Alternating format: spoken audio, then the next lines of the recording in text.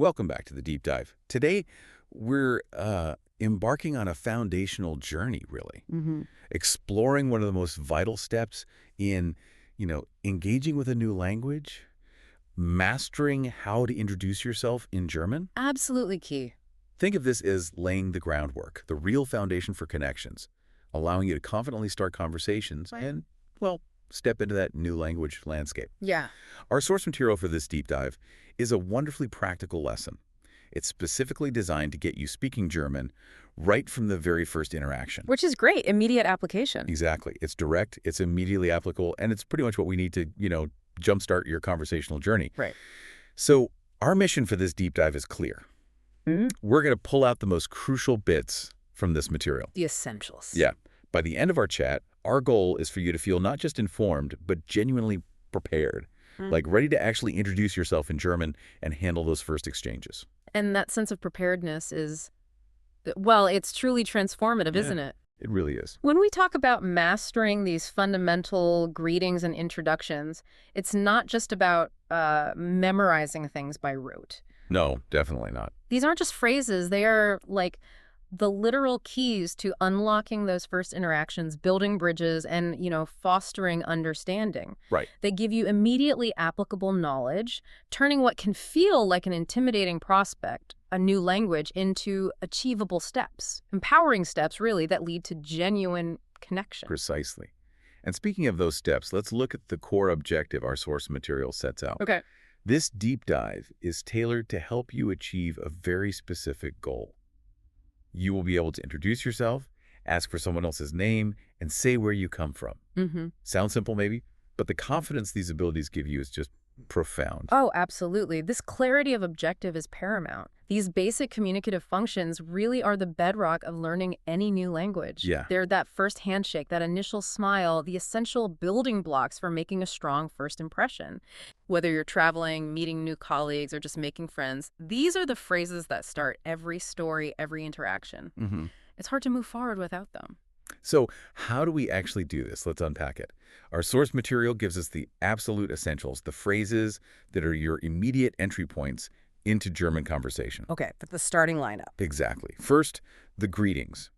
You'll definitely want to get comfortable with hello, which is simply hello.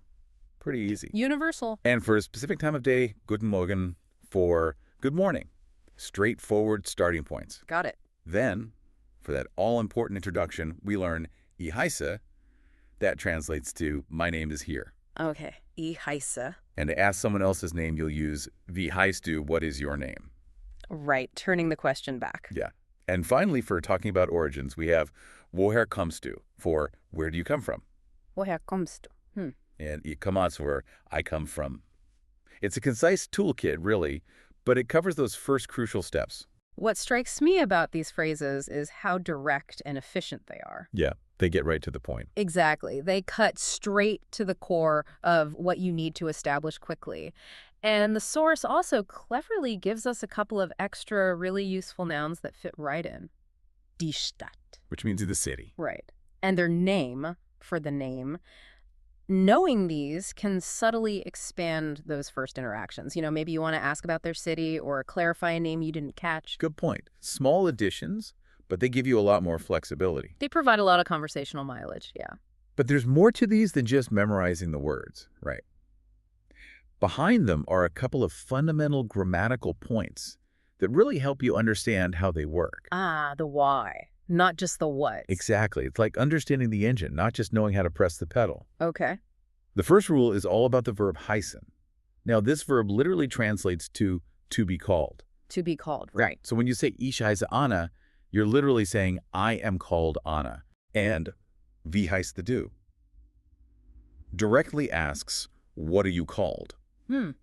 It's a bit different from the English my name is, where you sort of possess the name. That's a really fascinating point. That subtle difference, heißen meaning to be called versus to have a name, it's more than just a linguistic quirk. How so? Well, I think it offers a small but really insightful glimpse into how German culture might subtly frame identity. Interesting. It shifts the focus maybe slightly away from ownership, like my name, towards a more external recognition of one's name, perhaps. Ah, that's what you mean. It's a foundational verb for introductions. You'll use it constantly, and understanding that underlying nuance can just deepen your appreciation for the language itself. That makes a lot of sense. It adds a layer of cultural understanding right into the grammar itself. Exactly. Okay, so moving on to our second rule. This one looks at asking about origin using kommen aus. Right. Kommen aus. This phrase is incredibly straightforward. Kommen means to come, and aus means from. Simple enough. So you put them together, and you can easily ask, woher kommst du? Which is, where do you come from?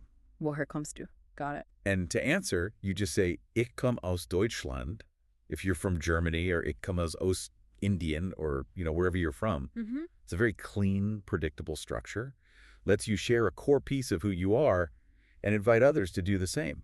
And this phrase is just fundamental for establishing someone's background, their geographical context. Yeah, essential context. It's a crucial step in getting to know someone, helping you place them in the world, and it often leads naturally to follow-up questions about their home. Makes sense. Our source gives us Deutschland and Indian as examples, which immediately shows you how it works. You just swap in the country name. I remember once, when I was learning, someone asked me, woher kommst du? And I completely blanked on the osis. Oh. Just forgot the preposition. Yeah. Yeah. Just a small detail, but getting these compact phrases right ensures those early interactions flow smoothly. It's about sharing a bit of your story and inviting someone else to share theirs. Right. Okay, so to really bring all these pieces together and show how they sound in like a real back and forth, let's walk through a conversation from our sources. It's Tom and Maria meeting for the first time. Perfect. A practical example. It's concise, and it perfectly illustrates everything we've just covered, like a little mini play. Okay, let's hear it. So imagine Tom starts things off friendly, right? He says, hello, ich heiße Tom. Wie heißt du? So, hello, my name is Tom. What's your name? Straightforward. Exactly. Then Maria replies, just as friendly, hello, ich heiße Maria. Hello, my name is Maria. Simple enough. Then Tom follows up, maybe acknowledging her name with a schön, which is like nice or great. And then he asks, woher kommst du? Okay, nice. Where do you come from? The next logical question. Right. And Maria responds, ich komme aus Spanien. Und du? I come from Spain. And you. Good conversational move, returning the question. Keeps it flowing, yeah. So Tom answers, ich komme aus Deutschland. I come from Germany. Then Maria, maybe feeling a bit more comfortable, expands the conversation just slightly. She says, super wohnst du in Berlin? Ah, great. Do you live in Berlin? Moving beyond just the origin. Exactly. She's using wohnst du from wohns, meaning to live. So Tom confirms, yeah, ich wohne in Berlin. Und du? Yes, I live in Berlin. And you? Again, returning the question. And finally, Maria shares her city. Ich wohne in Madrid. I live in Madrid. Nice little exchange. Yeah. What's really insightful about this short dialogue is how seamlessly it integrates all those initial learning points we talked about. Right. The names, the origins. Exactly. Tom and Maria introduce themselves, ask names, state origins, but it also naturally brings in that new element. Who wants to? Where do you live? Yeah, that wasn't in our initial list, but it feels totally natural there. It demonstrates how these basic phrases aren't just isolated things you learn. They quickly lead to organic, slightly deeper conversation. It shows you the immediate payoff for learning these fundamentals. They're like springboards. Good way to put it. Springboards. And it also subtly introduces the informal du form, which you'd typically use when meeting new people in many casual German contexts. Ah, good point about the do. So thinking about putting this into practice, what does this all mean for you, the listener? Language isn't just words, right? It's so tied up with culture. Deeply. And our sources give us a really important cultural tip here. It's absolutely crucial for navigating social situations in Germany. Okay. It's about the difference between formal and informal introductions. Yes. Very important. In Germany, the norm is usually to introduce yourself with both your first and last name in formal situations. Think like at work or meeting someone important for the first time in a professional setting. Right. The full name signifies that formality. But among friends, or in very casual settings, just the first name is typical. This is such a key piece of cultural knowledge. Understanding this distinction helps you avoid, well, social awkwardness, basically. Right. Don't want to seem too casual or too stiff. Exactly. But more importantly, getting it right shows respect. and it genuinely helps build rapport more effectively. It highlights that learning a language isn't just about grammar rules, it's about understanding the unwritten social rules, too. Yeah. Getting this right can really make a huge difference in how people perceive you and how open they are to connecting further. Imagine being too familiar in a business meeting or way too formal when someone's trying to be friendly. It just creates a weird barrier. Totally avoidable if you know the custom. Absolutely. Absolutely. And, while we're not going through them step by step right now, our source material also wisely mentions practice activities. Active learning. Yeah, like partner interviews where you might Mhm. introduce someone else saying something like, "Er sie comes aus und wohnt in." This is he, she comes from Yeah, and lives in. right. Practicing introduces the third person forms too. Yep. Exactly. Think of that as a conceptual reminder for you, how you can actively take this knowledge and internalize it through practice. That's what transforms learned phrases into confident, spontaneous conversation.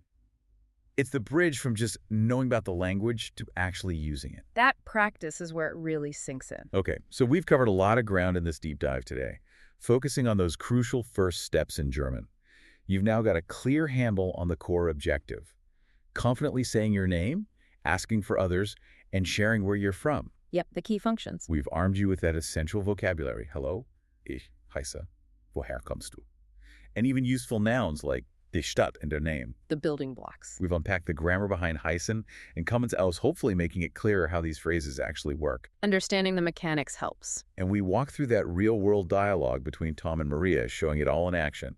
Plus, you've gained that invaluable cultural insight about formal versus informal introductions. Crucial nuance. So you really are now well-informed and hopefully feeling ready to make those first German connections. Definitely well equipped for those initial interactions. And maybe, as a final thought to leave you with, Yeah. as you reflect on this journey into German introductions, take a moment to consider the introductions you make every single day, just in your own language. Yeah. How do those seemingly simple exchanges subtly shape how you perceive others? And what unspoken cultural rules are you following, maybe without even realizing the deeper implications? That's interesting, thinking about our own defaults. Exactly. It's not just about learning German. It touches on the universal, really intricate art of human connection itself.